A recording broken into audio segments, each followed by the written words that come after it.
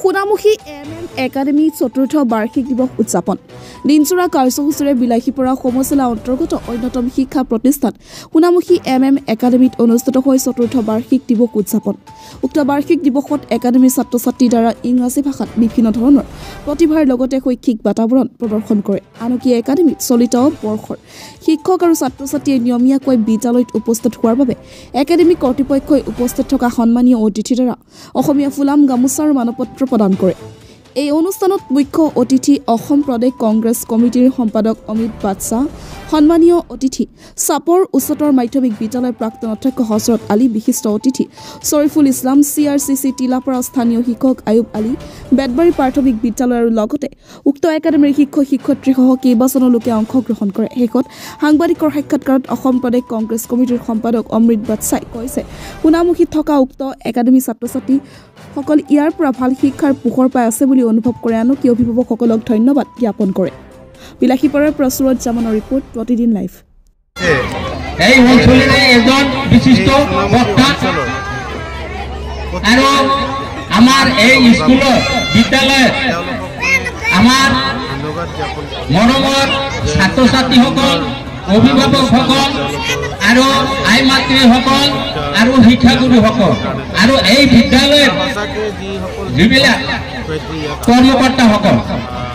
আমি সভাপতি হিচাপত দুই এষাৰ কথা আমি কবলৈ ওলাইছো আমি এই অনুষ্ঠানত অংশগ্ৰহণ কৰি তিনিটামান বস্তু আমি তুলি লৈছো নাইলে আমি জানিবলৈ পাইছো আমি বিদ্যালয়ৰ পৰা শিকিলো আমি বহুতো বিদ্যালয় দেখিছো আৰু আমাৰ এই অঞ্চলত বহু ধৰণৰ বিদ্যালয় আছে বহু ধৰণৰ মিডিয়াম MM একাডেমিৰ চতুৰ্থ বাৰ্ষিক অধিৱেশন আছিলে আৰু এইবেলি আমি আমাৰ প্ৰগ্ৰামত গেষ্ট হিচাপে মুখ্য অতিথি আমাৰ অমৃত বাদশাহ সাহেব আছিলে তেখেত কংগ্ৰেছ কমিটি প্ৰদেশ কংগ্ৰেছ কমিটিৰ সম্পাদক লগতে আমাৰ স্পেচিয়েল গেষ্ট হিচাপে চাপৰ হায়াৰ ছেকেণ্ডেৰী স্কুলৰ প্ৰাক্তন অধ্যক্ষ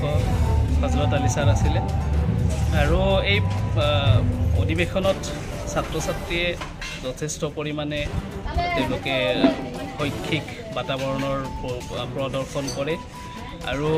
লগতে শিক্ষক শিক্ষয়িত্ৰীৰ যি পৰিশ্ৰম তাৰ এটা উজ্জ্বল উদাহৰণ ইয়াত ফুটি উঠিছে আৰু 2025-26 আমাৰ এডমিশ্যন চলি আছে যদি কোনো গাৰ্জেনে ইচ্ছুক আছে আমাৰ MM একাডেমিত তেওঁলোকৰ ল'ৰা ছোৱালী পঢ়িবলৈ দিব পাৰে বা তেওঁলোকে এডমিশ্যন কৰাই দিব পাৰে আমাৰ ইয়াত দুটা মিডিয়াম চলি আছে